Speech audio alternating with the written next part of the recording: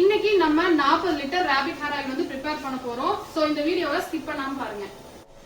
இப்போ ஃபர்ஸ்டா நம்ம ஆட் பண்ண போறது வந்து பாத்தீங்கன்னா வேம்பாலம் பட்டை. இது வந்து நம்ம முடி அடர்த்திக்காக போடுறோம்.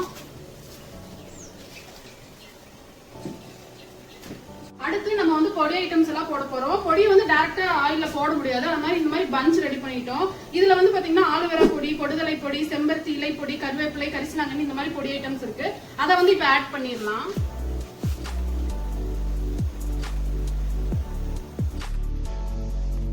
இந்த பொடி ஐட்டம்ஸ் எல்லாம் என்ன பண்ணும் அப்படின்னா இந்த செம்பருத்தி எல்லாம் உங்களுக்கு ஹேர் வந்து நல்லா சில்கி ஆக்கும். அப்புறம் வந்து பிரிங்கராஜ் பொடி வந்து போட்டிருக்கோம்ல, அது வந்து பாத்தீங்கன்னா பொடுகுக்கு நல்லது.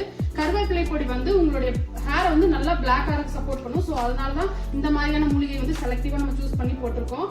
அடுத்தது வந்து வெட்டிவேர் போட்டலாம். பாடி ஹீட்டை ரெடியூஸ் பண்றதுக்காக இப்ப நம்ம வந்து வெட்டிவேர் யூஸ் பண்ண போறோம்.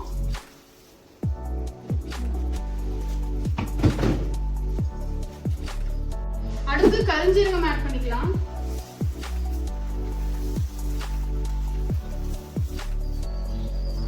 ரோஸ்மேரி வந்து எதுக்கு யூஸ் பண்றோம் அப்படின்னா ஹேர் ரீக்ரோத்காக ரோஸ்மேரி யூஸ் பண்றோம். அடுத்து நம்ம நெல்லிக்காய் ஆட் பண்ணிக்கலாம். இது எல்லாமே லோ ஃப்ளேம்ல வச்சு நம்ம வந்து ஒரு 1.5 மணி நேரம் இந்த ஆயில் வந்து காய்ச்சுவோம். அதனாலதான் நல்ல ரிசல்ட்ஸ் வந்துட்டு இருக்கு. நம்மளுடைய ராபிட் ஹேர் ஆயில்ல ஆட் பண்றது என்னன்னு பாத்தீங்கன்னா பச்சை கருவேப்பிலை. நம்ம ராபிட் ஹேர் ஆயில்ல 12 வகையான மூலிகை ஆட் பண்ணிருக்கோம். அது நம்மளோட ஸ்கேல்பை வந்து ஸ்ட்ரென்தன் பண்றதுக்கு, ஹேர் வந்து நல்லா ரீக்ரோத் ஆயிருக்கு, ஒயிட் ஹேர் வந்து பிளாக் ஹேரா மாறக்கு, ஸ்கேல்புக்கு என்ன தேவையோ அது அந்த மூலிகை மட்டும் தான் நம்ம வந்து ஆட் பண்ணிருக்கோம். சோ செம்மையா ரிசல்ட்ஸ் இருக்கும். கண்டிப்பா ட்ரை பண்ணி பாருங்க.